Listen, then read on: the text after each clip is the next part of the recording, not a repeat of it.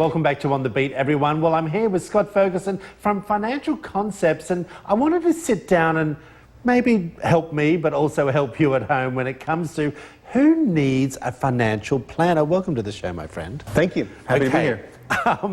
Financial planning. Where do we start? When do we start? Who needs it? There's so many questions. That's right, a bunch of questions. Okay, where do we start? Where do we start? Well, I think that, oftentimes we think that a financial plan is only for folks with, great means, very wealthy folks. I'd argue just the opposite, right? I think everybody needs a financial plan, right? We've all got different dreams and goals that we're trying to reach for and achieve. But if we don't put a plan in place, we're just continue on this little path that we're on. We don't know if we're going in the right direction or the wrong direction. We don't know what we should be doing to reach those dreams and goals. It's interesting you just said all different levels, because I remember when someone told me I needed a financial planner, and I went into an office and they said to me, "Oh no, you don't earn enough yet."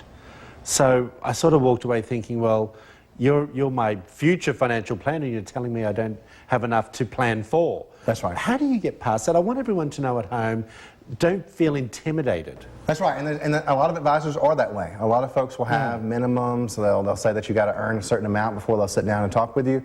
I think that's kind of foolish thinking. In my mind, everybody's got to start somewhere, right? Most of us don't start off with bags of money, right? We start off very small and we build our way up. So to me, anybody, whether you're just getting started, whether you're midway through a career or getting closer to retirement, putting that financial plan in place is going to give you the tools and the keys that you need to reach for those dreams and goals. Well, I think you just answered my next question about who needs to implement a financial plan, but so let's skip to something else about where do we start? Where do we start? Okay, so you got to start, where are you right now? That's the key. So everybody is somewhere financially. Some of us are in good shape. Some of us are not in good shape, right? Some of us may be strapped with college loans or debt, credit card debt, all those kind of things. And other folks may have savings in their 401k.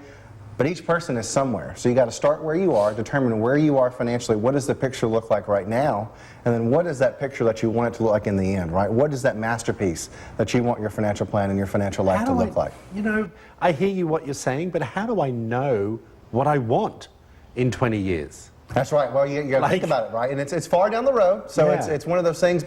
And life changes. Life changes. And so that's the key with a financial plan, is that you always want to make sure that you're updating and checking that financial plan to make sure that it's still in line with your goals and dreams, right? Because your goals and dreams right now, 5 to 10 years from now, may be different. They may be the same or they may not. So your financial plan to me is a document or a thing that's going to ever evolve and change as your life changes. You want your plan to change with you. Well, that's perfect, because I did want to ask you, how often should we review our financial plan? I like to review a financial plan at least once a year. Really? Some folks want to do it more often than that, but I want to do it at least once a year to make sure that we're on the right track. Because as you said, life's going to change. Life is the best at throwing a curveball. Right when we think everything's going this way, we end up over here. And so you want to make sure that you're checking that financial plan, reviewing it to make sure it's in line with where you are, or if there's been a curveball, what do we need to do to get that plan back on the right track? Maybe we've had a setback. Maybe we've had a job loss.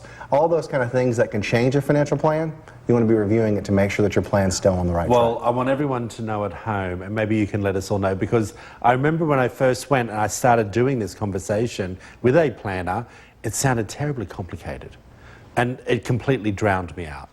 That's right. And I always make the joke, in our industry, we're the best at muddying the water. We like to make things complicated, right? I'm just the opposite. I'm a simple guy. I like simple things, right? I wear blue jeans to work every day. That's me. I want to keep things simple, and so a financial plan can be very simple. We can certainly make it complicated and muddy the waters if you want to, but for most of us, it's just determining, where we are right now, what is our income, what are we trying to achieve, what can we afford to save, and what tools do we need to use to reach those dreams and goals. And it could be as simple as putting a college plan together for your kids. That's right. It can be something very simple. It can be bigger things. Well, we appreciate you. We've got lots more to talk about over the next few months as well. Thank you for coming in. If you want to find out more information about this amazing man and the financial planning, there it all is up on the screen, everyone. Financial Concepts, Scott Ferguson. Back after this short break, everyone. You're watching On The Beat.